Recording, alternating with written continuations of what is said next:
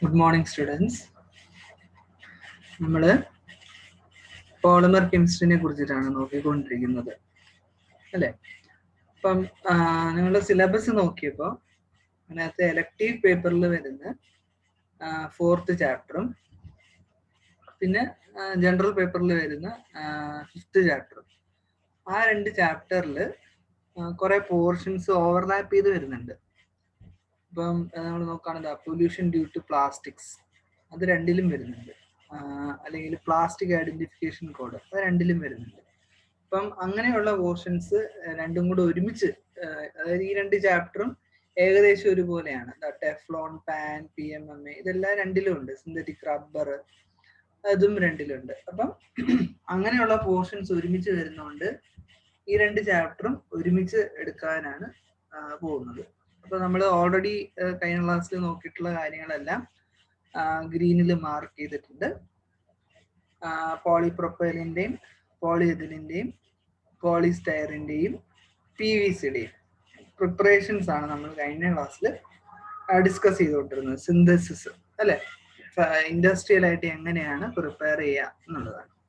അപ്പൊ നമുക്ക് ഇന്ന് അതിന്റെ ബാക്കിയായിട്ടുള്ള polyvinyl pyrrolidone, saran, dynel, Teflon, PAN, PMMA ഇത്രയും പോളിമറിന്റെ സിന്തസിസും ആണ് ഇന്നത്തെ ക്ലാസ്സിൽ നമുക്ക് ഡിസ്കസ് ചെയ്യാൻ പോകുന്നത്. അപ്പൊ നമുക്ക് ആദ്യം പോളിവിനൈൽ പൈറോളിഡോൺ എന്താണെന്നുള്ളത് നോക്കാം. അപ്പം പെറിഡിൻ നിങ്ങൾക്കറിയാം. പെറിഡിൻ എന്ന് പറഞ്ഞാൽ 5 മെമ്പേർഡ് ഹെട്രോസൈക്ലിക് ആണ്. നൈട്രജൻ ആണ് അതിൽ ഹെട്രോ ആറ്റം. സാധാരണ 5 മെമ്പേർഡിൽ 2 അരോമാറ്റിക് റിങ് വരുന്നു. അരോമാറ്റിക്, അതായത് ഇവിടെ 2 ഡബിൾ ബോണ്ട് വരുന്നു. Nitrogen carrying lone pair. അപ്പൊ ഇത് പെറിഡിനൈൻ. ഇനി പൈറോളിഡോൺ എങ്ങനെയാണ് ആവുന്നത്? പൈറോളിഡോൺ, പെറിഡിന് പൈറോളിഡോൺ ആണെങ്കിൽ അതിന്റെ അരോമാറ്റിസിറ്റി പോകും. അപ്പൊ ഈ ഡബിൾ ബോണ്ട് ഇവിടുന്ന് പോകും. പകരം ONE ആണല്ലോ, കീറ്റോൺ ആണല്ലോ. അപ്പൊ എന്ത് വരും? ഇവിടെ ഒരു ഡബിൾ ബോണ്ട് വരും. സെക്കൻഡ് പൊസിഷനിൽ, നൈട്രജന്റെ സെക്കൻഡ് പൊസിഷനിൽ ഒരു ഡബിൾ ബോണ്ട് വരുന്നു. അപ്പൊ ഇതെന്തായി? പൈറോളിഡോൺ ആയി. വിനൈൽ ആവണമെങ്കിൽ എന്ത് ചെയ്യണം? CH2 ഡബിൾ ബോണ്ട് CHലേക്ക് നൈട്രജൻ കണക്ട് ചെയ്യണം അല്ലേ. വിനൈൽ ക്ലോറൈഡ് എന്താണ്? വിനൈൽ ഗ്രൂപ്പിൽ ഇവിടെ ക്ലോറിൻ വന്നാൽ വിനൈൽ ക്ലോറൈഡ് ആയി. വിനൈൽ ബെൻസീൻ എന്താണ്? അതായത് സ്റ്റൈറീൻ എന്താണ്? വിനൈൽ ബെൻസീൻ ആണ്. അതായത് വിനൈൽ ഗ്രൂപ്പിൽ ഈ 2ാമത്തെ കാർബണില് ഒരു ഹൈഡ്രജൻ മാറി അവിടെ ബെൻസീൻ റിംഗ് വരുന്നു. അതേപോലെ വിനൈൽ പൈറോളിഡോൺ എന്താണ്? അടുത്തൊരു ഹൈഡ്രജൻ മാറി പൈറോളിഡോൺ എന്ന് പറയുന്ന ഗ്രൂപ്പ് വരുന്നു. ഓക്കെ. അപ്പൊ ഈ പൈറോളിഡോൺ എന്ന് പറഞ്ഞാല് നൈട്രജന്റെ 5 മെമ്പേർഡ് റിംഗ് ആണ്, വിത്തൗട്ട് അരോമാറ്റിസിറ്റി, ക്യാരിങ് എ കാർബണിൽ കോമ്പൗണ്ട്. ഓക്കെ, ഇതാണ് വിനൈൽ പൈറോളിഡോൺ എന്ന് പറയുന്നത്. ഇത് പോളിമറൈസ് ചെയ്ത് കിട്ടുന്ന പോളിമറിനെ വിളിക്കുന്ന പേരാണ് PVP അല്ലെങ്കിൽ പോളിവിനൈൽ പൈറോളിഡോൺ. ഓക്കെ, ഈ സ്ട്രക്ചർ നിങ്ങൾ നോക്കണം. ഈ സ്ട്രക്ചർ ചെറിയൊരു മിസ്റ്റേക്ക് ഉണ്ട്. അതായത് ഈ ബ്രാക്കറ്റ് ഈ ബോണ്ടിൽ കട്ട് ചെയ്യണം. ഈ ബ്രാക്കറ്റും ഈ ബോണ്ടിൽ കട്ട് ചെയ്യണം. ഓക്കെ, ഇതിങ്ങനെയാണ് വരച്ചിരിക്കുന്നത്. ഇങ്ങനെയല്ല, ഇത് തെറ്റാണ്. അതുകൊണ്ടാണ് ഈ സ്ട്രക്ചർ എഴുതിയിരിക്കുന്നത്. നോക്കൂ, ഇതിനെ ഇൻവേർട്ട് ചെയ്ത് തലകുത്തനെ വെച്ചേക്കുന്നതാണിത്. 5 membered ring, nitrogen, C double ബോണ്ടോ, പിന്നെ CH2. ഈ ഡബിൾ ബോണ്ട് പൊട്ടും. ഇതൊന്നിലും റിയാക്ഷൻസ് ഇല്ല. വിനൈൽ ഗ്രൂപ്പ് ആണ് എക്സ്റ്റെൻഡ് ചെയ്ത് പോകുന്നത്. അപ്പൊ ഈ ഡബിൾ ബോണ്ട് പൊട്ടുന്നു. ഒരു ബോണ്ട് ഇങ്ങോട്ടേക്കും ഒരു ബോണ്ട് ഈ കാർബണിന്റെ ഇങ്ങോട്ടേക്കും പോകുന്നു. അത്രേ ഉള്ളൂ. ഇത് ഹാങ് ചെയ്ത് ബ്രാഞ്ച് ചെയ്ത് ഉണ്ടാവും. അപ്പൊ CH2 ഇതിങ്ങനെ എക്സ്റ്റെൻഡ് ചെയ്ത് പോകുന്നു.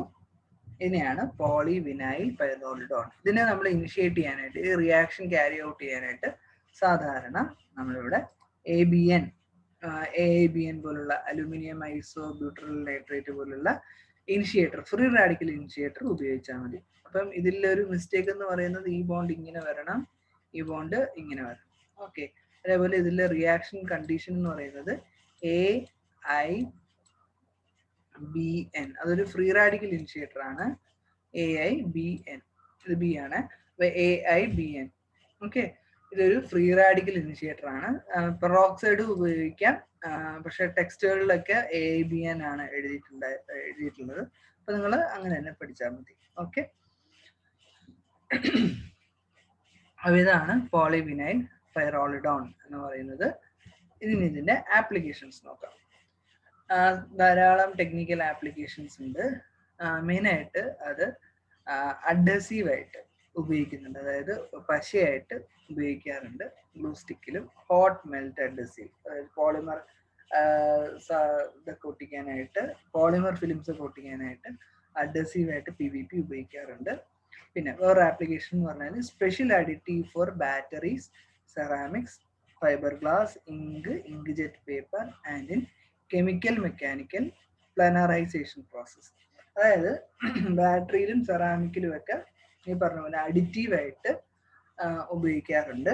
മാത്രമല്ല പണ്ടത്തെ TV-യിൽ CRT മോണിറ്ററുള്ള കാഥോഡ് ട്യൂബ്, നല്ല പണ്ടത്തെ കമ്പ്യൂട്ടർ ഉണ്ടല്ലോ, ഡെസ്ക്ടോപ്പ് കമ്പ്യൂട്ടറിനുള്ള, അതേപോലെ പണ്ട് ഇങ്ങനെ ഉണ്ടായിട്ടിരിക്കുന്ന TV ഉണ്ടല്ലോ, ഫ്ലാറ്റ് സ്ക്രീൻ അല്ല, അങ്ങനത്തെ കാഥോഡ് ട്യൂബുള്ള TV-യിൽ അതില് റെസൊല്യൂഷൻ കൂട്ടാനായിട്ട് PVP ഉപയോഗിക്കാറുണ്ട്. മാത്രമല്ല മെംബ്രെയിൻ പ്രിപ്പറേഷൻ വളരെ ഇമ്പോർട്ടൻ്റ് ആണ്. മെംബ്രെയിൻ പ്രിപ്പറേഷൻ, ഡയാലിസിസ് മെംബ്രെയിനും അല്ലെങ്കിൽ വാട്ടർ പ്യൂരിഫിക്കേഷൻ്റെ മെംബ്രെയിനിലായിട്ടൊക്കെ നമ്മൾ PVP films, PVP film forming ability വളരെ കൂടുതലാണ്. തിന്നായിട്ടുള്ള ഫിലിംസ് PVP പെട്ടെന്ന് ഫോം ചെയ്യും. അതുകൊണ്ട് അങ്ങനെയുള്ള ആപ്ലിക്കേഷൻസിൽ ധാരാളം PVP ഉപയോഗിക്കാറുണ്ട്. മാത്രമല്ല കോംപ്ലക്സേഷൻ ഏജന്റ് അഗ്രികൾച്ചറൽ പർപ്പസിന് ഉപയോഗിക്കുന്ന ഒരു പോളിമർ ആണ്. സാധാരണ പോളിമർ ഒക്കെ അഗ്രികൾച്ചറൽ പർപ്പസിന് ഉപയോഗിക്കുന്ന വളരെ കുറവാണ്. പക്ഷെ PVP ഒരു എക്സെപ്ഷൻ ആണ്. കാരണം അത് കോംപ്ലക്സ് ചെയ്യും. അതിൻ്റെ ഒരു നൈട്രജൻ ഉണ്ട്, ആ നൈട്രജൻ ലിഗാൻഡായിട്ട് ആക്ട് ചെയ്യും. അപ്പോൾ അതുകൊണ്ട് തന്നെ ലിഗാൻഡായിട്ട് ആക്ട് ചെയ്ത് അതിലെ മെറ്റലിനെയൊക്കെ കോംപ്ലക്സ് ചെയ്ത് മാറ്റാൻ കഴിവുണ്ട്. അതായത് ഇപ്പോൾ ഒരു പർട്ടിക്കുലർ സോയിലില്, പർട്ടിക്കുലർ ഏരിയയിലുള്ള ഒരു സോയിലിൽ ഒരു മെറ്റലിൻ്റെ അളവ് കൂടുതലാണെങ്കിൽ നമ്മൾ അതിനെ കോംപ്ലക്സ് ചെയ്യാൻ കഴിവുള്ള ലിഗാൻഡ് ആഡ് ചെയ്ത് കൊടുക്കും, അല്ലേ? യൂറിയ ആയിട്ടോ അല്ലെങ്കിൽ PVP ആയിട്ടോ ഒക്കെ ആഡ് ചെയ്യുമ്പോഴത്തേക്കും ആ മെറ്റലുമായിട്ട് ഇയാൾ കോംപ്ലക്സ് ചെയ്ത് ഒരു കോംപ്ലക്സ് അവിടെ ഫോം ചെയ്യും. ആ കോംപ്ലക്സിനെ നമ്മൾ വൃത്തിയാക്കുന്നതിൻ്റെ കൂട്ടത്തിൽ അതാണ് എലിമിനേറ്റ് ആയി പോകും. അതിൻ്റെ മോസ്റ്റ് ഇമ്പോർട്ടൻ്റ്ലി ആ മെറ്റലിൻ്റെ ആക്ടിവിറ്റി മാസ്ക് ചെയ്യപ്പെടും. അപ്പൊ അതുകൊണ്ട് തന്നെ കോംപ്ലക്സിങ് ഏജന്റ് ആയിട്ട് ക്രോപ്പ് പ്രൊട്ടക്ഷനിലും സീഡ് ട്രീറ്റ്മെന്റിലും ഒക്കെ ഉപയോഗിക്കാറുണ്ട്. പിന്നെ ടൂത്ത് വൈറ്റനിങ് ജെല്ലില്, ടൂത്ത് വൈറ്റൻ ചെയ്യാൻ ഉപയോഗിക്കുന്ന ജെല്ലില് തിക്കനിങ് ഏജന്റ് ആയിട്ട് ഉപയോഗിക്കാറുണ്ട്. മാത്രമല്ല സോലബിലിറ്റി ഓഫ് ഡ്രഗ് സാധാരണ ഓർഗാനിക് ആയതുകൊണ്ട് വെള്ളത്തിൽ ഡിസോൾവ് ചെയ്യാൻ പാടാണ്. അപ്പൊ സിറപ്പൊക്കെ ഉണ്ടാക്കുന്ന സമയത്ത് അതിന്റെ സോലബിലിറ്റി കൂട്ടാനായിട്ട് PVP ഉപയോഗിക്കാറുണ്ട്. പിന്നെ ഡോസി NMR നിങ്ങൾ പഠിച്ചിരിക്കാൻ വഴിയില്ല, NMR ഒരു ടെക്നിക്കാണ്. അതിൽ എൻഹാൻസിങ് ഏജന്റ് ആയിട്ട്, സിഗ്നൽ എൻഹാൻസ് ചെയ്യാനായിട്ട് ഉപയോഗിക്കാറുണ്ട്. പിന്നെ controlling agent in nano particle synthesis, അത് നമ്മൾ എപ്പോഴും ഉപയോഗിക്കുന്നതാണ്. അത് നാനോ പാർട്ടിക്കിൾ സിന്തസൈസ് ചെയ്യുമ്പോൾ അതിന്റെ സൈസ് കൂടി പോകാതിരിക്കാൻ വേണ്ടിയിട്ട് കൺട്രോൾ ചെയ്യാനായിട്ട് ഉപയോഗിക്കുന്ന ഒരു ഏജന്റ് ആണ് PVP. ഫർദർ അതിന് സർഫാക്റ്റന്റ് ആയിട്ടും റെഡ്യൂസിങ് ഏജന്റ് ആയിട്ടൊക്കെ ആക്ട് ചെയ്യാൻ പറ്റും. അപ്പൊ നാനോ പാർട്ടിക്കിൾ ഏറ്റവും ഇമ്പോർട്ടൻ്റ് ആയിട്ടുള്ള ഒരു ആളാണ് PVP. പല നാനോ പാർട്ടിക്കിൾസും PVP അസിസ്റ്റഡ് ആയിട്ട് പ്രിപ്പയർ ചെയ്യാറുണ്ട്. കാരണം അതിന് ഒറ്റ സമയത്തിന് സർഫാക്റ്റന്റ് ആയിട്ടും റെഡ്യൂസിങ് ഏജന്റ് ആയിട്ടും ഷേപ്പ് കൺട്രോളിങ് ഏജന്റ് ആയിട്ടും, അതായത് ഇപ്പം ചിലപ്പോൾ നമുക്ക് സിലിണ്ടർ ആയിട്ടായിരിക്കും ഉണ്ടാക്കിയെടുക്കേണ്ടത്, ചിലപ്പം സ്ഫിയർ ആയിട്ടായിരിക്കും, ചിലപ്പോൾ സ്റ്റാർ ഷേപ്ഡ് നാനോ പാർട്ടിക്കിൾ ആയിരിക്കും. അപ്പോൾ ഏത് നാനോ പാർട്ടിക്കിൾ വേണം അതിന്റെ ഷേപ്പ് കൺട്രോൾ ചെയ്യാനായിട്ടൊക്കെ നമുക്ക് PVP ഉപയോഗിക്കാം. അതേപോലെ ഇനോർഗാനിക് സോളാർ സെൽ, ഇട്രിബിയം അല്ലെങ്കിൽ സീഷ്യം പോലുള്ള അങ്ങനെയുള്ള സെറാമിക്കോ അങ്ങനെ എന്തെങ്കിലും ആയിട്ടുള്ള ഇനോർഗാനിക് മെറ്റീരിയൽ ബേസ്ഡ് സോളാർ സെല്ലിൽ സ്റ്റെബിലൈസിങ് ഏജന്റ് ആയിട്ടും PVP വർക്ക് ചെയ്യാറുണ്ട്. അപ്പൊ ഇത്രയാണ് പോളിവിനൈൽ പൈറോളിഡോണിന്റെ കാര്യം. ഇനി നമുക്ക് അടുത്തൊരു പോളിമറിനെ പരിചയപ്പെടാം. അതിന്റെ പേര് സെറൻ എന്നാണ്. അത് അതിന്റെ ട്രേഡ് മാർക്ക് നെയിമാണ്. നിങ്ങളുടെ സിലബസിൽ സെറൻ എന്നാണ് എഴുതിയിരിക്കുന്നത്, പക്ഷെ അത് അതിന്റെ ട്രേഡ് മാർക്ക് നെയിമാണ്. ഓക്കെ, അതിന്റെ chemically it is called polyvinylidene chloride, PVDC, polyvinylidene chloride, PVDC എന്നാണ് അതിനെ അബ്രിവേറ്റ് ചെയ്യാറ്. അത് പ്രിപ്പയർ ചെയ്തെടുക്കുന്നത് by the polymerization reaction of 1,1-dichloroethylene. ഇത് ഇഥിലിനാണ്, അതായത് CH2 ഡബിൾ ബോണ്ട് CH2, അതിൽ 2 ക്ലോറിൻ ഒരു കാർബണിൽ തന്നെ വരെയാണ്. അപ്പം 1,1-dichloroethylene. അതിനെ പോളിമറൈസ് ചെയ്താൽ എന്ത് കിട്ടും? ഈ ഡബിൾ ബോണ്ട് പൊട്ടുമല്ലോ, സിംഗിൾ ബോണ്ട് ആവും. ഒരു ഇലക്ട്രോൺ വെച്ച് ഇയാൾ ഇങ്ങോട്ടേക്ക് ബോണ്ട് ചെയ്യും, ഒരു ഇലക്ട്രോൺ വെച്ച് ഈ കാർബൺ ഇങ്ങോട്ടേക്ക് ബോണ്ട് ചെയ്യും. അപ്പൊ CH2 CCl2 അത് പോളിമറൈസ് ചെയ്ത് കിട്ടുന്നതിനെയാണ് പോളിവിനൈലിഡിൻ ഡൈക്ലോറൈഡ് എന്ന് പറയുന്നത്. Okay, it is fibre forming substance. Fibre forming substance ആണ്. അത് ഉണ്ടാക്കിയെടുക്കുന്നത് വിനൈലിഡിൻ ക്ലോറൈഡിൽ നിന്നാണ്. ഇനി ഡവ് ആണ്, അതായത് ഈ സരൺ എന്നുള്ള പേര് കൊടുത്തിരിക്കുന്നത്, ട്രേഡ് മാർക്ക് നെയിം ഓൺ ചെയ്യുന്നത് ഡവ് കെമിക്കലാണ്. അത് ഫൈബർ ഉണ്ടാക്കാനും ഫിലിം ഉണ്ടാക്കാനും ആയിട്ടാണ് ഡവ് കമ്പനിക്കാര് സരൺ ഉപയോഗിക്കുന്നത്. ഇത് ഉണ്ടാക്കിയെടുക്കുന്നത് വിനൈലിഡിൻ ക്ലോറൈഡ്. വിനൈലിഡിൻ ക്ലോറൈഡ് മെൽറ്റ് ചെയ്ത് ഇലക്ട്രോസ്പിന്നിങ് വഴി നമുക്കതിനെ പോളിമറൈസേഷൻ റിയാക്ഷൻ ചെയ്യുമ്പോഴാണ് പോളിവിനൈലിഡിൻ ഡൈക്ലോറൈഡ് കിട്ടുക. അതായത് വേറൊന്നുമില്ല, ഈ വിനൈലിഡിൻ ക്ലോറൈഡിനെ മെൽറ്റ് ചെയ്യിക്കും. അപ്പൊ അത് ലിക്വിഡ് ആവുമല്ലോ, ഒരുമാതിരി ഒരു ലിക്വിഡ് ആവും, പ്യുവർ ലിക്വിഡ് അല്ല, ഒരു ജെൽ ഫോമിലാവും. ആ മെറ്റീരിയലിനെ നമ്മൾ സ്പിൻ ചെയ്യും. സ്പിൻ ചെയ്യാന്ന് പറഞ്ഞാൽ നമ്മൾ ഈ മുറുക്ക് അച്ചിലിട്ടിട്ട് ഇങ്ങനെ പിഴിയില്ലേ, അപ്പൊ അതിൽ നിന്ന് ആ നൂല് പോലെ ഇത് വരില്ലേ, മുറുക്ക് വരും. അതേപോലെ നമ്മളൊരു ഇതിനകത്തിട്ടിട്ട്, ഒരു റിസർവറിനകത്തിട്ടിട്ട് പ്രസ് ചെയ്യും. പ്രസ് ചെയ്യുമ്പോൾ ഈ മെൽറ്റ് ആയിട്ടിരിക്കുന്ന വിനൈലിഡിൻ ക്ലോറൈഡ് നൂല് പോലെ ഇളകി വരും. ആ വരുന്ന പ്രോസസ്സിൽ തന്നെ, അല്ലെങ്കിൽ ആ അച്ചിന്റെ അറ്റത്ത് തന്നെ ഇതിന്റെ ഇനീഷ്യേറ്റർ വെച്ചിട്ടുണ്ടാവും. അപ്പൊ അത് വരുന്നത് പോളിമറായിട്ടാണ്, ആ നൂലായിട്ട് വരുന്നത് പോളിമറായിട്ടാണ്. നമ്മൾ മുറുക്കുണ്ടാക്കുമ്പം ആ നൂല് നേരെ ചെന്ന് വീഴുന്ന എണ്ണയിലാണല്ലോ, അപ്പൊ അത് മുറുക്കാവും. എന്ന് പറഞ്ഞ പോലെ ആ അച്ചിൽ തന്നെ ഒരു ഇനിഷ്യേറ്ററോ എന്തെങ്കിലും ഉണ്ടാവും. അത് വെച്ചിട്ടാണ് ഇത് പോളിമറൈസ് ചെയ്ത് ഇത് കിട്ടുന്നത്. ഇനി കിട്ടുന്നത്, ഈ പോളിവിനൈലിഡിൻ ഡൈക്ലോറൈഡ് കിട്ടുന്നത് ട്രാൻസ്പാരന്റ് ആയിട്ടുള്ള സ്മൂത്ത് ഫൈബർ ലൈക്ക് സബ്സ്റ്റൻസ് ആയിട്ടാണ് കിട്ടുന്നത്. അത് റെസിലിയന്റ് ആണ്, മെക്കാനിക്കൽ സ്ട്രെങ്ത് ഉള്ള ഒരു മെറ്റീരിയൽ ആണ്, മാത്രമല്ല കെമിക്കലി റെസിസ്റ്റന്റ് ആണ്. അതായത് ആൽക്കലി ആയിട്ടോ ആസിഡ് ആയിട്ടോ ഒന്നും റിയാക്ട് ചെയ്യില്ല. മാത്രമല്ല ഭൂരിഭാഗം ഓർഗാനിക് സോൾവെന്റുമായിട്ടും റിയാക്ഷൻസ് ഇല്ല. ഇനി ഇത് എക്സ്പോസ് ചെയ്താൽ, ലൈറ്റിലേക്ക് എക്സ്പോസ് ചെയ്താൽ, ഇറ്റ് ഡസൻ ഹാവ് എന്താണ് എനി സൈഡ് എഫക്റ്റ്. സൺലൈറ്റിലേക്ക് എക്സ്പോസ് ചെയ്താലും അതിന്റെ സ്ട്രെങ്ത്തിൽ പ്രത്യേകിച്ച് വ്യത്യാസങ്ങളൊന്നും വരില്ല. ഹ്യൂമിഡിറ്റിക്കും വലിയ എഫക്റ്റ് ഒന്നും ഇല്ല. ഇനി അതുകൊണ്ട് തന്നെ ഇയാൾക്ക് എന്തായിട്ട് ഉപയോഗിക്കാം? PVDC ഫാബ്രിക്കിൽ ഉപയോഗിക്കാം. കാരണം അതിന്റെ കളറൊന്നും പോവില്ല, അതിന്റെ സ്ട്രെങ്തും പോവില്ല, ഹ്യൂമിഡിറ്റി കാരണവും പോവില്ല. അപ്പൊ അതുകൊണ്ട് അത് അങ്ങനെ ഒരു ആപ്ലിക്കേഷൻ ഉണ്ട്. ഇറ്റ്സ് ഓൾസോ ഇൻഹെറൻറ്റ്ലി സെൽഫ് എക്സ്റ്റിങ്വിഷിങ്, അതായത് ഇത് കത്തിപ്പിടിക്കുന്ന ഒരു പോളിമർ അല്ല. അപ്പൊ ഇത് ഫ്ലെയിം റിട്ടാർഡന്റ് പർപ്പസിൽ ഉപയോഗിക്കാറുണ്ട്. ഫ്ലെയിം റിട്ടാർഡന്റ് അഡീഷണൽ ആഡ് ചെയ്യേണ്ട ആവശ്യമില്ല. അത് ഓൾറെഡി PVDC കൊണ്ടുണ്ടാക്കിയിട്ടുള്ള ഫൈബേഴ്സ് എല്ലാം ഫ്ലെയിം റിട്ടാർഡിങ് ആയിരിക്കും. ഓക്കെ, അപ്പൊ ഇതിനെ ബേസ് ചെയ്തിട്ട് തന്നെയാണ് ഇതിന്റെ ആപ്ലിക്കേഷൻസ് വരുന്നത്. ഒന്ന് പറഞ്ഞത് ലൈറ്റിനെ റെസിസ്റ്റ് ചെയ്യും, മോയ്സ്ചറിനെ റെസിസ്റ്റ് ചെയ്യുന്ന പറഞ്ഞു. അതുകൊണ്ട് തന്നെ അണ്ടർ വാട്ടർ പർപ്പസിന് ഉപയോഗിക്കാം. മാത്രമല്ല ഔട്ട്ഡോർ എക്സ്പോഷർ വരുന്ന, അതായത് ട്രക്കിംഗ്, മൗണ്ടൻ ട്രക്കിംഗ് ഒക്കെ ഉണ്ടല്ലോ, മൗണ്ടനിലേക്ക് പോകുന്ന ട്രക്കിംഗ്, അതിലേക്ക് നമുക്ക് ഈ സരൺ ഉപയോഗിച്ചിട്ടുള്ള ക്ലോത്ത് ഉപയോഗിക്കാം. മാത്രമല്ല ഓട്ടോമൊബൈൽ അപ്ഹോൾസ്ട്രിയിൽ ഉപയോഗിക്കാം.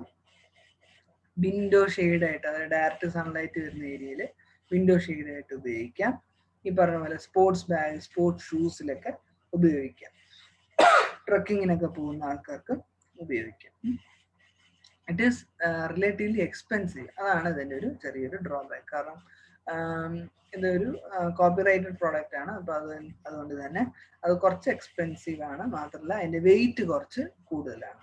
അതുകൊണ്ട് തന്നെ ഇന്നത്തെ കാലത്ത് സരൺ എന്നുള്ള ഫൈബറിനെ അതേ പ്രോപ്പർട്ടി ഉള്ള വേറെ കുറച്ച് ആൾക്കാർ റീപ്ലേസ് ചെയ്യാറുണ്ട്. ഓഫൺ ബൈ ഒലീഫിൻസ്, പോളിയെത്തിലിൻ പോലുള്ള ഫൈബേഴ്സ്, അല്ലെങ്കിൽ പോളിപ്രൊപ്പലിൻ പോലുള്ള ഫൈബർ, പിന്നെ അക്രിലിക് ആയിട്ടുള്ള, അക്രിലിക് ബേസ്ഡ് നമ്മൾ ഇനി അങ്ങോട്ട് പോകുമ്പോൾ പഠിക്കും, അക്രിലിക് ബേസ്ഡ് ഫൈബേഴ്സ് അല്ലെങ്കിൽ അതർ ഹൈ പെർഫോമൻസ് ഫൈബർ എല്ലാം ഈ സാരണിനെ റീപ്ലേസ് ചെയ്യുന്നുണ്ട്. അതർ ആപ്ലിക്കേഷൻസ് എന്ന് പറയുന്നത് ഇൻഹറന്റ്ലി നോൺ ഫ്ലെയിമബിൾ ആയിട്ടുള്ള മെറ്റീരിയൽ ആയതുകൊണ്ട് തന്നെ അതിന് അഗ്രസീവ് കെമിക്കൽ, അതായത് ലാബിലൊക്കെ ഇട്ടുകൊണ്ട് നിൽക്കാനായിട്ട് സരൺ ഉപയോഗിച്ചുള്ള പോളിമറിന് സാധിക്കും. ഓക്കെ, ഇത്രയാണ് സരണിനെ കുറിച്ച് പറയാനുള്ളത്. അടുത്തതും ഒരു കോപോളിമർ ആണ്. രണ്ടെണ്ണത്തിൽ നിന്ന് രണ്ട് മോണോമറിൽ നിന്ന് ഉണ്ടാക്കിയെടുക്കുന്ന പോളിമർ ആണ്. അതുകൊണ്ടാണ് ഇതിനെ കോപോളിമർ എന്ന് പറഞ്ഞത്. നമ്മൾ തൊട്ട് മുമ്പേ കണ്ട PVDC ഫൈബർ എന്ന് പറയുന്നത് homo polymer of vinylidene chloride ആണ്. ഒറ്റ മോണോമറിൽ നിന്നാണ് ഉണ്ടാക്കിയെടുത്തിരിക്കുന്നത്. Dynel is a copolymer of acrylonitrile and vinyl chloride. അപ്പൊ ഇതൊരു അക്രിൽ ബേസ്ഡ് ഇത്രയാണ് acrylo group, CH2 double bond CHC. അതിലൊരു നൈട്രൈൽ ഗ്രൂപ്പും കൂടെ വന്നാൽ അക്രിലോ നൈട്രൈലായി. തൊട്ട് മുമ്പ് നമ്മൾ കണ്ട ഡൈ വിനൈൽ ക്ലോറൈഡ് ആയിരുന്നെങ്കിൽ ഇത് സാധാ വിനൈൽ ക്ലോറൈഡ് ആണ്. ഓക്കെ, ഇത് രണ്ടും കൂടെ മിക്സ് ചെയ്യുമ്പോഴത്തേക്കും ഈ CN പോളിമറൈസ് ചെയ്യില്ല. CN അങ്ങനെ തന്നെ ഇരിക്കും. ഇത് താഴേക്ക് ബ്രാഞ്ചിങ്ങിലേക്ക് വരും. ഈ ഡബിൾ ബോണ്ട് ആണ് പൊട്ടുന്നത്. ഓക്കെ, ഈ ഡബിൾ ബോണ്ട് പൊട്ടുന്നു. CH2 ഈ കാർബൺ ഒരു ഇലക്ട്രോൺ, ഈ CH ഒരു ഇലക്ട്രോൺ. ഈ കാർബണിൽ ഒരു ഇലക്ട്രോൺ വെച്ച് അഡ്ജസന്റ് കാർബണിലേക്ക് ഇയാൾ ബോണ്ട് ഫോം ചെയ്യും. അതാണിത്. അത് കഴിഞ്ഞ് CN താഴോട്ട്. ഈ CHൽ കിട്ടിയിരിക്കുന്ന ഒരു ഇലക്ട്രോൺ, ഇത് പൊട്ടിയപ്പോൾ ഇയാൾക്ക് ഒരു ഇലക്ട്രോൺ കിട്ടി, ഇയാൾക്ക് ഒരു ഇലക്ട്രോൺ കിട്ടി. ഇയാൾക്ക് കിട്ടിയ ഒരു ഇലക്ട്രോൺ വെച്ച് ഇയാൾ നേരെ കണക്ഷൻ വരുന്നത് വിനൈൽ ക്ലോറൈഡിലെ ഫസ്റ്റ് കാർബണിലേക്കാണ്. ക്ലോറിൻ ഇരിക്കുന്ന കാർബണിലേക്കല്ല, ഹൈഡ്രജൻസ് മാത്രമുള്ള കാർബണിലേക്ക്. അപ്പൊ ഈ C to C, അപ്പം CH2 കണക്ഷനായി. അതിന് ഈ ഡബിൾ ബോണ്ട് പൊട്ടുമല്ലോ. ഇയാൾക്ക് കിട്ടിയ ഒരു ഇലക്ട്രോൺ വെച്ചിട്ടാണ് ഇയാളും കൂടെ ബോണ്ട് ഉണ്ടാക്കുന്നത്. ഈ കാർബൺ ക്യാരിയിങ് ക്ലോറിൻ ആറ്റത്തിന് ഒരു ഇലക്ട്രോൺ ഉണ്ട്. അയാൾ അത് എക്സ്റ്റെൻഡ് ചെയ്യാൻ ഉപയോഗിക്കും. മനസ്സിലായോ? അപ്പൊ അക്രിലോനൈട്രൈലും വിനൈൽ ക്ലോറൈഡും കൂടെ ചേർന്ന പോളിമറിനെ വിളിക്കുന്ന പേരാണ് ഡൈനൽ. ഡൈനലിന് കേട്ടാലേ ഓർക്കേണ്ടത് വിഗ് ആണ്. വിഗിലെ ഏറ്റവും കൂടുതൽ ഉപയോഗിക്കുന്ന ഒരു പോളിമറാണ് Dynel. Okay, Dynel is a trade name ആണ് for a synthetic fibre used in fibre reinforced plastic composite materials, especially for marine ആപ്ലിക്കേഷനിൽ ഉപയോഗിക്കാറുണ്ട്. മാത്രമല്ല ഇത് പെട്ടെന്ന് ഈ ഫൈബറിനെ, ഇത് ഫൈബർ ആയിട്ടാണ് കിട്ടുന്നത്. ഈ ഡൈനൽ ഫൈബറിനെ പെട്ടെന്ന് നമുക്ക് കളർ അടിക്കാം. അതുകൊണ്ട് തന്നെ അത് വിഗായിട്ട് യൂസ്ഡ് ഫാബ്രിക്കേറ്റ് വിഗായിട്ട്, പല കളറിലുള്ള വിഗായിട്ട് നമുക്ക് ഉണ്ടാക്കിയെടുക്കാനായിട്ട് ഡൈനൽ ഉപയോഗിക്കാം. It's A copolymer. ഞാൻ തൊട്ടുമ്പോ പറഞ്ഞല്ലോ, രണ്ട് പോളിമർ ചേർന്നിട്ടാണ് of acrylonitrile and vinyl chloride. അതുകൊണ്ട് തന്നെ ഡൈനൽ ഷെയർസ് മെനി പ്രോപ്പർട്ടീസ് വിത്ത് അക്രിലോനൈട്രൈൽ സ്വയം പോളിമറൈസ് ചെയ്ത് കിട്ടുന്ന പോളി അക്രിലോനൈട്രൈൽ, വിനൈൽ ക്ലോറൈഡ് സ്വയം പോളിമറൈസ് ചെയ്യുന്ന PVCയുടെയും രണ്ടിന്റെ സങ്കരമാണ് ഡൈനൽ എന്ന് പറയുന്നത്. ഇതിന്റെ രണ്ടിന്റെയും പ്രോപ്പർട്ടി, രണ്ട് മോണോമറിന്റെ പോളിമറിന്റെയും പ്രോപ്പർട്ടി ബെയർ ചെയ്യുന്ന ഒരു പോളിമറാണ് ഡൈനൽ. അപ്പം പോളി അക്രിലോനൈട്രൈൽ പാൻ, നമ്മൾ അടുത്ത സ്ലൈഡിൽ പഠിക്കുന്ന പാനിനെ കുറിച്ചിട്ടാണ്. പാൻ ഉള്ളത് ഹൈ അബ്രേഷൻ റെസിസ്റ്റൻസ് ആണ്. അതായത് ഒരച്ചാലൊന്നും അതിന്റെ പ്രോപ്പർട്ടിയിലൊന്നും യാതൊരു വ്യത്യാസവും വരില്ല. അബ്രേഷൻ റെസിസ്റ്റന്റ് ആണ്. അപ്പൊ അങ്ങനെയുള്ള ആപ്ലിക്കേഷനിൽ ഇപ്പം പെയിന്റ് ആയിട്ടൊക്കെ പാൻ ഉപയോഗിക്കാം. കാരണം ഒരച്ചാലൊന്നും അതിന് കേടുപാട് സംഭവിക്കില്ല. ഫൈബർ ഉള്ള പെയിന്റ് എന്ന് പറയില്ലേ, അതാണ്. അതിൽ പാൻ ബേസ്ഡ് പെയിന്റ് ആണ്. അതൊക്കെ അബ്രേഷൻ റെസിസ്റ്റന്റ് ആണ്. പിന്നെ ഗുഡ് ടെൻസൈൽ സ്ട്രെങ്ത് ആണ്. അതായത് മെക്കാനിക്കലി നമുക്കതിനെ വളയ്ക്കാനും ഒക്കെ സാധിക്കും. പിന്നെ PVCകളുടെ പ്രോപ്പർട്ടി നിങ്ങൾക്ക് അറിയാമല്ലോ, അത് കത്തിപ്പിടിക്കില്ല. It is flame resistance. അപ്പൊ ഈ പ്രോപ്പർട്ടി എല്ലാം ആർക്കും കാണും, ഡൈനലിലും ഉണ്ടാകും. അതൊരു അക്രിലിക് റെസിനാണ്. അടുത്തത് ടെഫ്ലോൺ ആണ്. സോറി, തെറ്റിപ്പോയി. നേരത്തെ പറഞ്ഞത് പാൻ എന്നാണ്, പാനിനിയാണ് വരുന്നത്. അതിനുമുമ്പ് നമുക്ക് ടെഫ്ലോൺ പഠിക്കാം. ടെഫ്ലോൺ നിങ്ങൾ നല്ലോണം പരിചയമുള്ള ഒരു പോളിമർ ആയിരിക്കും. കാരണം നോൺ സ്റ്റിക് പാത്രങ്ങളുടെ പരസ്യങ്ങളിലൊക്കെ പറയുന്നതാണ് having Teflon coating. Teflon coating ഉള്ള നോൺ സ്റ്റിക് പാത്രം എന്ന് പറഞ്ഞ് പ്രത്യേകം പരസ്യത്തിൽ പറയാറുണ്ട്. അപ്പൊ അതിൽ ഉപയോഗിക്കുന്ന പോളിമർ എന്ന് പറയുന്നത് ടെഫ്ലോൺ ആണ്. Teflon is chemically poly tetrafluoro ethylene.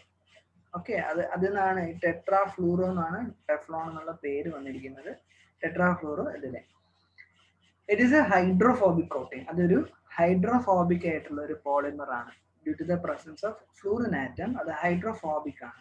Okay, hydrophobic എന്ന് പറഞ്ഞാൽ വെള്ളത്തിനെ റിപ്പൽ ചെയ്യും. അതായത് അതിന്റെ പുറത്ത് വെള്ളം വീണാൽ അത് റിപ്പൽ ചെയ്ത് താമര ഇലയിൽ വെള്ളം വീഴുന്ന പോലെ ഇരിക്കും. അതുകൊണ്ടാണ് അത് നോൺ സ്റ്റിക്ക് കുക്ക് വെയറിൽ കോട്ടിംഗ് ആയിട്ട് ഉപയോഗിക്കുന്നത്. മാത്രമല്ല അതിന് വേറൊരു ഇമ്പോർട്ടൻറ്റ് പ്രോപ്പർട്ടി ഉണ്ട്. It has lowest coefficient of friction. ഫ്രിക്ഷന്റെ കോഎഫിഷ്യന്റ് വളരെ കുറവാണ്. അതുകൊണ്ട് തന്നെ നമ്മളിത് തവി വെച്ചൊക്കെ വരച്ചാൽ പെട്ടെന്ന് ഇളകി പോവില്ല. കുറച്ച് കാലം കഴിയുമ്പോൾ പോവും, എങ്കിലും അതിൽ നിന്നുണ്ടാകുന്ന സൈഡ് റിയാക്ഷൻസ് കുറവാണ്. ഈ ആപ്ലിക്കേഷൻസ് ഉള്ളത് കൊണ്ട് തന്നെ ഏറ്റവും കൂടുതൽ ഉപയോഗിക്കുന്നത് നോൺ സ്റ്റിക്ക് പാനിലും കുക്ക് വെയറിലുമാണ്. ഇതെങ്ങനെയാണ് ഉണ്ടാക്കിയെടുക്കുന്നത്? Teflon is actually a polymer of tetrafluoro ethylene. അതായത് എഥിലിൻ അറിയാലോ, CH2 ഡബിൾ ബോണ്ട് CH2. അതിലെല്ലാ ഹൈഡ്രജനും റീപ്ലേസ് ചെയ്ത് ഫ്ലൂറിൻ വന്നാൽ എന്താവും? CF2 double bond CF2. അതാണ് ടെഫ്ലോണിന്റെ monomer. Tetra fluoro, 4 fluorine atom എഥിലിനിൽ വന്നാൽ ടെട്രാഫ്ലൂറോ എഥിലിനായി. അപ്പൊ അങ്ങനെ ഇരിക്കുന്ന ടെട്രാഫ്ലൂറോ എഥിലിനിലേക്ക് നമ്മളൊരു പെറോക്സൈഡ് ഇനിഷ്യേറ്റർ കൊടുക്കുകയാണ്. ഇതെല്ലാം ഫ്രീ റാഡിക്കൽ മെക്കാനിസം ആണ്. ഈ ഡബിൾ ബോണ്ട് പൊട്ടുന്നു, ഇയാൾക്കൊരു ഇലക്ട്രോൺ, ഇയാൾക്കൊരു ഇലക്ട്രോൺ. ഈ ഇലക്ട്രോൺ വെച്ച് അടുത്ത കാർബണിലേക്ക് ഇയാൾ ബോണ്ട് ചെയ്യുന്നു. ഈ ഒരു ഇലക്ട്രോൺ വെച്ച് ഈ കാർബൺ അടുത്ത കാർബണിലേക്ക് ബോണ്ട് ചെയ്ത് പോകുന്നു. ഓക്കെ, ഇതാണ് പോളിടെട്രാഫ്ലൂറോ എഥിലിന്റെ സ്ട്രക്ചർ. ഇത് ടെഫ്ലോൺ കണ്ടുപിടിച്ചപ്പം വന്ന ഫസ്റ്റ് പരസ്യമാണ്. അടുത്തതാണ് polyacrylonitrile, one of the most important polymer. Polyacrylonitrile PAN എന്ന് വിളിക്കും. നിങ്ങൾ എൻവയോൺമെന്റൽ കെമിസ്ട്രി നിങ്ങൾക്ക് ഈ സെമ്മിൽ തന്നെ ഞാൻ തന്നെ പഠിപ്പിക്കുന്നുണ്ട്. അപ്പൊ അവിടെ ഒരു പാൻ കാണും. എല്ലാം കൂടെ കൺഫ്യൂഷൻ ആയി പോരുത്. അത് പെറോക്സിനൈട്രൈലാണ്, ഇത് പോളിഅക്രിലോനൈട്രൈലാണ് പാൻ. അതിന് നമ്മൾ ഓർലോൺ എന്നും ട്രേഡ് നെയിമിൽ ചില ആൾക്കാർ ഉപയോഗിക്കാറുണ്ട്. രണ്ടും ഒന്ന് തന്നെയാണ്. It is a polymer of acrylonitrile. Acrylonitrile നമ്മൾ തൊട്ടുമ്പേ പറഞ്ഞാണല്ലോ, CH2 ഡബിൾ ബോണ്ട് CH, അതാണ് അക്രിലിക് ഗ്രൂപ്പ്. അതിലേക്കൊരു C ട്രിപ്പിൾ ബോണ്ട് N വന്നാൽ എന്താവും? അക്രിലോനൈട്രൈൽ. ഇത് ഫ്രീ റാഡിക്കൽ പോളിമറൈസ് ചെയ്തല്ല. എപ്പോഴും ശ്രദ്ധിക്കുക, ഇവിടെ ട്രിപ്പിൾ ബോണ്ട് ഉണ്ട്, അതല്ല പോളിമറൈസ് ചെയ്യുന്നത്. കാർബൺ ഡബിൾ ബോണ്ട് കാർബൺ ആണ് പോളിമറൈസ് ചെയ്യുക. CN ബ്രാഞ്ച് ആയിട്ട് തന്നെ നിൽക്കും. ഓക്കെ, ഇപ്പൊ ഇത് പൊട്ടുമ്പോൾ എന്ത് സംഭവിക്കുന്നു? ഇവിടെ ഫ്രീ റാഡിക്കൽ വരുന്നു. അപ്പൊ ഈ ഡബിൾ ബോണ്ട് പൊട്ടുന്നു. കാർബൺ ഇലക്ട്രോൺ, ഈ ഒരു കാർബൺ ഒരു ഇലക്ട്രോൺ. അപ്പൊ ഈ കാർബണിലുള്ള ഇലക്ട്രോൺ അടുത്ത കാർബണിലേക്ക് ബോണ്ട് ചെയ്യുന്നു. ഈ കാർബണിലുള്ള ഒരു ഇലക്ട്രോൺ അടുത്ത കാർബണിലേക്ക് ബോണ്ട് ചെയ്ത് പോകുന്നു. അതായത് CH2 CH CN N times. ഇതാണ് പോളിമർ ഓഫ് അക്രിലോനൈട്രൈൽ. ഓക്കെ, അതൊരു തെർമോപ്ലാസ്റ്റിക് ആണ്. അതായത് it can be remoulded again and again. ശരി, ഇതിന്റെ മെയിൻ ആപ്ലിക്കേഷൻ വരുന്നത് അൾട്രാ ഫിൽട്രേഷൻ മെംബ്രെയിനിലാണ്. നമ്മൾ കുറച്ച് മുമ്പേ ഡയാലിസിസ് മെംബ്രെയിനിലൊക്കെ ഉപയോഗിക്കുന്ന PVP-നെ കുറിച്ച് പഠിച്ചു. അതേപോലെ തന്നെ ഉപയോഗിക്കുന്ന ഒരു മെറ്റീരിയലാണ് പോളിഅക്രിലോനൈട്രൈൽ. പക്ഷെ ഇന്നത്തെ കാലത്ത് PVP ആണ് കുറച്ചും കൂടെ പ്രിഫർ ചെയ്യുന്നത്. കാരണം പോളിഅക്രിലോനൈട്രൈൽ എന്ന് പറയുന്നത് അക്രിലിക് ബേസ്ഡ് ആണ്. അക്രിലിക് ഗ്രൂപ്പ് കാർസിനോജനിക് ആണെന്ന് റിപ്പോർട്ട്സ് ഉണ്ട്. അപ്പൊ അതുകൊണ്ട് ആൾക്കാർ അക്രിലിക് ഗ്രൂപ്പുള്ള അല്ലെങ്കിൽ അക്രിലിക് ആയിട്ടുള്ള സാധനങ്ങളെ കുറച്ച് പ്രിഫറൻസ് കുറഞ്ഞിട്ടുണ്ട്. അതുകൊണ്ട് തന്നെ അക്രിലിക് ആയിട്ടുള്ള പോളിമർ അല്ല ഇപ്പം കൂടുതൽ ഉപയോഗിക്കുന്നത്. കൂടുതലും PVP പോലുള്ള നോൺ അക്രിലിക് പോളിമേഴ്സ് ആണ് RO പർപ്പസിനൊക്കെ ഉപയോഗിക്കുന്നത്. വെള്ളം ഫിൽട്ടർ ചെയ്യാനൊക്കെ ഉപയോഗിക്കുന്നത്. പണ്ട് കാലത്ത് പാൻ ഉപയോഗിച്ചാണ് RO ഫിൽറ്റേഴ്സ് ഉണ്ടാക്കിയിരുന്നത്. മാത്രമല്ല പാൻ ഫൈബേഴ്സ് വെച്ച് ടെക്സ്റ്റൈൽസ് ഉണ്ടാക്കിയിട്ടുണ്ട്. എയർക്രാഫ്റ്റിലെ പ്രൈമറി സെക്കൻഡറി സ്ട്രക്ചേഴ്സ് ഉണ്ടാക്കാനും മിസൈലിന്റെ ഒക്കെ പുറന്തോട് ഉണ്ടാക്കാനും സോളിഡ് പ്രൊപ്പല്ലന്റ് റോക്കറ്റ് മോട്ടോഴ്സ്, അതായത് ഹൈ സ്പീഡിൽ ട്രാവൽ ചെയ്യുന്ന മെറ്റീരിയൽസിന്റെ പുറം ചട്ടം ഉണ്ടാക്കാൻ. അപ്പൊ അത്ര സ്ട്രോങ് ആണെന്ന് ഓർക്കുക. പ്രഷർ വെസൽ എന്ന് പറയുമ്പോൾ പ്രഷറിനെയൊക്കെ ഹൈ പ്രഷറിനെയൊക്കെ വിസ്റ്റാൻഡ് ചെയ്യേണ്ടി വരും. അപ്പൊ അതിനൊക്കെ ഉള്ള കഴിവുണ്ടെന്ന് ഓർക്കുക. ഫിഷിംഗ് റോഡ് കുറച്ച് വളയണം, കുറച്ച് മെക്കാനിക്കലി സ്ട്രെങ്ത്തും ആയിരിക്കണം. അങ്ങനെയുള്ള പർപ്പസിന് ഉപയോഗിക്കും. ടെന്നീസ് റാക്കറ്റ് അറിയാലോ, ബോൾ ഒന്ന് അടിക്കുമ്പോഴത്തേക്കും അതിലുണ്ടാകുന്ന ബെൻഡ് ഭീകരമാണ്. അപ്പൊ അതിനെ വിത്ത്സ്റ്റാൻഡ് ചെയ്യാൻ കഴിയണം. പഴയ സ്ട്രക്ചറിലേക്ക് തിരിച്ചു പോകാൻ വേണം. അപ്പൊ ഇലാസ്റ്റിക് ബിഹേവിയറും കാണിക്കണം. ബൈസൈക്കിൾ ഫ്രെയിം, വളരെ സ്ട്രോങ് ആയിട്ടുള്ള ബൈസൈക്കിൾ ഫ്രെയിം ഉണ്ടാക്കാനൊക്കെ പാൻ ഉപയോഗിക്കാറുണ്ട്. മാത്രമല്ല പാൻ ഉപയോഗിച്ച് വേറെ കുറേ സാധനങ്ങൾ ഉണ്ടാക്കാറുണ്ട്. It is one of the important copolymer in styrene acrylonitrile SAN പോളിമറിൽ and acrylonitrile butadiene styrene ABS plastic. ഇന്നത്തെ കാലത്ത് ഏറ്റവും കൂടുതൽ ഉപയോഗിക്കുന്ന ഒരു പ്ലാസ്റ്റിക് ആണ് ABS അക്രിലോനൈട്രൽ. അതിൽ ഉപയോഗിക്കുന്നത് അക്രിലോനൈട്രൽ ആണ്. സ്റ്റൈറിൻ അക്രിലോനൈട്രൽ ഉപയോഗിക്കുന്ന അക്രിലോനൈട്രൽ ആണ്. പാൻ ഉപയോഗിച്ചിട്ടുള്ള സാധനങ്ങളല്ല ഇതെല്ലാം അക്രിലോനൈട്രൽ ഉപയോഗിച്ചിട്ടുള്ള SAN എന്ന് പറയുന്ന പോളിമർ, ABS പ്ലാസ്റ്റിക് എന്ന് പറയുന്ന അക്രിലോനൈട്രൈൽ ബ്യൂട്ടാഡൈൻ സ്റ്റൈറീൻ പ്ലാസ്റ്റിക്, ഇതിലൊക്കെ അക്രിലോനൈട്രൈൽ ഉപയോഗിക്കാറുണ്ട്. ഇനി തൊട്ട് മുമ്പേ പഠിച്ച പാനിന്റെ ഒരു സ്റ്റെപ്പും കൂടെ ഉള്ളതാണ്. അതായത് മീഥൈൽ മെത്താക്രിലേറ്റ്, അക്രിലിക് ഗ്രൂപ്പിൽ ഒരു മീഥൈൽ ഗ്രൂപ്പും കൂടെ വരികയാണ്. അക്രിലിക് ഗ്രൂപ്പ് എന്താണ്? ഇത്രയാണ് ഇതിൽ അക്രിലിക് ഗ്രൂപ്പ് എന്ന് പറയുന്നത്. CH3OCO C double bond C2. ഇവിടെ ഒരു ഹൈഡ്രജൻ വന്നാൽ ഇത് എന്തായി? മെത്താക്രിലേറ്റ് ആയി. ഈ ഹൈഡ്രജൻ മാറി അവിടെ ഒരു മീഥൈൽ വന്നാൽ it is called methyl methacrylate. ഇപ്പൊ മെത്താക്രിലേറ്റ് എന്ന് പറഞ്ഞാൽ ഇത്രയാണ്. CH2 double bond. അക്രിലിക് എന്ന് പറഞ്ഞാൽ CH2 double bond CC. Methacrylate എന്ന് പറഞ്ഞാൽ CH2 double bond C COCH3. Okay, ഇതിൽ ഹൈഡ്രജൻ മാറി ഒരു മീഥൈൽ വന്നിട്ടുണ്ട്. അപ്പൊ അതിന്റെ പേര് മീഥൈൽ മെത്താക്രിലേറ്റ്. ഇത് പോളിമറൈസ് ചെയ്യുമ്പം ശ്രദ്ധിക്കുക, ഈ ഡബിൾ ബോണ്ട് ഒന്നുമല്ല, ഇവിടെയാണ് ക്ലീവേജ് നടക്കുക. അപ്പൊ ഈ കാർബൺ ഇങ്ങോട്ട് എക്സ്റ്റെൻഡ് ചെയ്യും, ഈ കാർബൺ ഇങ്ങോട്ട് എക്സ്റ്റെൻഡ് ചെയ്യും. ഇതിനെ വിളിക്കുന്ന പേരാണ് പോളിമീഥൈൽ മെത്താക്രിലേറ്റ്. അതൊരു ട്രാൻസ്പെറന്റ് ആയിട്ടുള്ള ഒരു പോളിമറാണ്. അതുകൊണ്ട് തന്നെ ട്രാൻസ്പെറന്റ് ആയിട്ടുള്ള ഗിറ്റാറിന്റെ, നിങ്ങൾ കണ്ടിട്ടുള്ള വലിയ സ്റ്റേജ് ഷോയിലൊക്കെ ട്രാൻസ്പെറന്റ് ആയിട്ടുള്ള ഗിറ്റാറൊക്കെ ഉപയോഗിക്കുന്നത്, അതിലേക്ക് ഉപയോഗിക്കുന്ന ഈ അക്രിലിക് മെറ്റീരിയൽ എന്ന് പറയുന്നത് PMMA ആണ്, പോളിമീഥൈൽ മെത്താക്രിലേറ്റ് ആണ്. അതിന് ഫ്ലെക്സി ഗ്ലാസ് എന്ന് പേരുണ്ട്, അക്രിലിക് ഗ്ലാസ് എന്ന് പേരുണ്ട്, സാധാരണ അക്രിലിക് എന്ന് പറയും. ഡോറൊക്കെ അക്രിലിക് ഡോർ, അതിൻ്റെയൊക്കെ കമ്പോണന്റ് എന്ന് പറയുന്നത് PMMA ആണ്. അതൊരു തെർമോപ്ലാസ്റ്റിക് ആണ്, ലൈറ്റ് വെയിറ്റ് ആണ്, ഷാറ്റർ റെസിസ്റ്റന്റ് ആണ്, അതായത് ഗ്ലാസ് പോലെ ബ്രിട്ടിൽ അല്ല. ഓക്കെ, ഇത് ഇങ്ക് കോട്ടിങ്ങിന് കോട്ടിംഗ് ആയിട്ട് ഉപയോഗിക്കാറുണ്ട്. മെഡിക്കൽ ടെക്നോളജിയിൽ ഭയങ്കരമായിട്ട് ഉപയോഗിക്കുന്നുണ്ട് PMMA. ഇംപ്ലാന്റ് ആയിട്ട്, അതായത് ആർട്ടിഫിഷ്യൽ ഇംപ്ലാന്റ്, ഹിപ്പ് ജോയിന്റ് ആയിട്ട്, അല്ലെങ്കിൽ മുട്ടിന് ജോയിന്റ് ആയിട്ട്, അല്ലെങ്കിൽ കൈഡ് പൊട്ടിപ്പോകുമ്പോൾ അതിൽ ഫിക്സ് ചെയ്യാനായിട്ട് ഉപയോഗിക്കുന്നു. അങ്ങനെ പല ഇംപ്ലാന്റ് ആയിട്ട് ബയോമെഡിക്കൽ ആപ്ലിക്കേഷൻസ് ധാരാളം ഉണ്ട്. പക്ഷേ ഞാൻ പറഞ്ഞില്ലേ, അക്രിലിക് ഗ്രൂപ്പ് ഉള്ളത് കൊണ്ട് തന്നെ കാർസിനോജനിക് ആണോ എന്ന് ആൾക്കാർക്ക് സംശയം തോന്നി തുടങ്ങി. അതുകൊണ്ട് തന്നെ PMMAയുടെ ബയോളജിക്കൽ ഇംപ്ലാന്റ്സ് ഇപ്പോൾ ഉപയോഗിക്കുന്നത് കുറച്ച് കുറവാണ്. ട്രാൻസ്പെറന്റ് ഗ്ലാസ് സബ്സ്റ്റിറ്റ്യൂട്ട് ആണ്, അതായത് ഗ്ലാസിന്റെ ഒരു പ്രോപ്പർ സബ്സ്റ്റിറ്റ്യൂട്ട് ആണ് PMMA എന്ന് പറയുന്നത്. അതുകൊണ്ട് തന്നെ അത് ഡെന്റിസ്ട്രിയിലും ആർട്ടിസ്റ്റിക് പർപ്പസിന്, അതായത് നമ്മുടെ ഗ്ലാസ് പെയിന്റിംഗ് എന്ന് പറയുന്നതിൽ ഇപ്പൊ ആൾക്കാര് ഈ പറഞ്ഞ അക്രിലിക് പാനൽ വാങ്ങിച്ചിട്ട് അതിൽ പെയിന്റ് ചെയ്യും. അപ്പൊ അങ്ങനെയുള്ള ആർട്ടിസ്റ്റിക് പർപ്പസിനും എസ്തെറ്റിക് പർപ്പസിനൊക്കെ ഇത് ഉപയോഗിക്കാറുണ്ട്. ഇനി വേറൊരു ഇമ്പോർട്ടന്റ് ആപ്ലിക്കേഷൻ ലേസറിൽ ലേസറിൽ PMMA ഉപയോഗിക്കാറുണ്ട്. അപ്പൊ ഇത്രയേ ഉള്ളൂ. കെമിസ്ട്രി ഓഫ് സൂപ്പർ ഗ്ലൂ ഞാൻ നിങ്ങൾക്ക് അയച്ചു തരാം. അതൊരു കാർട്ടൂൺ ആണ്, അത് നിങ്ങൾ പഠിച്ചാല് സൂപ്പർ ഗ്ലൂവിന്റെ കെമിസ്ട്രി മനസ്സിലാവും. ഞാൻ പറഞ്ഞു തന്നിട്ടുണ്ടെന്ന് തോന്നുന്നു, എങ്കിലും അതൊരു സയാനോ അക്രിലേറ്റ് ആണ്. ആ സയാനോ അക്രിലേറ്റ് മോണോമർ ആണ് സൂപ്പർ ഗ്ലൂവിന്റെ ട്യൂബിനകത്ത് നിറച്ചിരിക്കുന്നത്. നമ്മൾ സൂപ്പർ ഗ്ലൂ വെച്ച് ഒരു 2 സർഫസ് ഒട്ടിക്കാൻ നോക്കുമ്പം നമ്മൾ എന്ത് ചെയ്യും? ആ ട്യൂബിനെ പ്രസ് ചെയ്ത് ആ മോണോമറിനെ ഒട്ടിക്കേണ്ടുന്ന 2 സർഫസിലേക്ക് ഇടും, അല്ലേ? അപ്ലൈ ചെയ്യും. എന്നിട്ട് എന്ത് ചെയ്യും? ഇത് രണ്ടും കൂടെ ഒട്ടിക്കാൻ വെക്കും. അപ്പൊ എന്തായാലും അറ്റ്മോസ്ഫിയറിൽ മോയ്സ്ചർ ഉണ്ടാവുമല്ലോ. നമ്മൾ ചന്ദ്രനിൽ പോകുന്നല്ലോ ഒട്ടിക്കുന്നത്. അപ്പം ഭൂമിയിൽ എവിടെ പോയിരുന്നാലും കുറച്ച് മോയ്സ്ചർ കണ്ടന്റ് ഉണ്ടാവും. ആ മോയ്സ്ചർ കണ്ടന്റിലെ വാട്ടർ മോളിക്യൂൾ ആണ് അവിടുത്തെ ഇനിഷ്യേറ്റർ, സ്പെസിഫിക്കലി OH- ഹൈഡ്രോക്സൈഡ് ആണ് അവിടുത്തെ ഇനിഷ്യേറ്റർ അയോൺ എന്ന് പറയുന്നത്. ആ ഇനിഷ്യേറ്റർ അയോൺ വന്ന് ഈ പറഞ്ഞ സയാനോ അക്രിലേറ്റിനെ പോളിമറൈസ് ചെയ്യും. പോളിമറൈസ് ചെയ്ത് കിട്ടുന്ന പോളിമർ വളരെ സ്ട്രോങ് ആണ്, അത് വളരെ അഡ്ഹസീവ് ആണ്. മനസ്സിലായോ?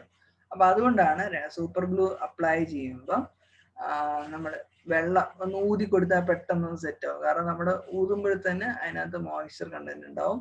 ആ മോയ്സ്ചർ കണ്ടന്റുള്ള OH- റിയാക്ട് ചെയ്ത് ആ പോളിമർ ഉണ്ടാക്കിയെടുക്കും. ഉണ്ടാക്കുന്ന പ്രോസസ്സിൽ തന്നെ അവരിത് തമ്മിൽ പരസ്പരം ഒട്ടും. അതുകൊണ്ടാണ് നമ്മൾ സൂപ്പർ ഗ്ലൂ ഒരിക്കലും തുറന്നു വെക്കരുതെന്ന് പറയുന്നത്. കാരണം മോയ്സ്ചർ വന്ന് അതിനകത്തുള്ള മോണോമർ യൂണിറ്റ് മൊത്തം പോളിമറൈസ് ചെയ്യും. പോളിമറൈസ് ചെയ്ത് കഴിഞ്ഞാൽ പിന്നെ അതുകൊണ്ട് ഉപയോഗമൊന്നുമില്ല, ഇറിവേഴ്സിബിൾ പ്രോസസ്സാണ്. അപ്പം അങ്ങനെ. അപ്പം അതിൻ്റെ ഒരു കാർട്ടൂൺ, നല്ല രസകരമായിട്ടുള്ള ഒരു കാർട്ടൂൺ ഉണ്ട്, അതിൻ്റെ ലിങ്ക് ഞാൻ അയച്ചു തരാം. അത് കണ്ടാൽ മതി. ഈ പറഞ്ഞ കൂടെ മനസ്സിൽ നിങ്ങൾക്ക് കെമിസ്ട്രി ഓഫ് സൂപ്പർ ഗ്ലൂ ഏകദേശം മനസ്സിലാവും. അപ്പൊ ഈ 2 ചാപ്റ്റർ ഒരുമിച്ചാണ് എടുക്കുന്നതെന്ന് ഞാൻ പറഞ്ഞു. ഇത് നിങ്ങളുടെ ജനറൽ പേപ്പറും ഇത് നിങ്ങളുടെ എലക്റ്റീവ് പേപ്പറിലുള്ള ചാപ്റ്റേഴ്സ് ആണ്. ഓക്കെ, സോറി, തിരിച്ചാണ്. ഇതാണ് നിങ്ങളുടെ ജനറൽ പേപ്പറിനകത്തുള്ള മോഡ്യൂൾ 4.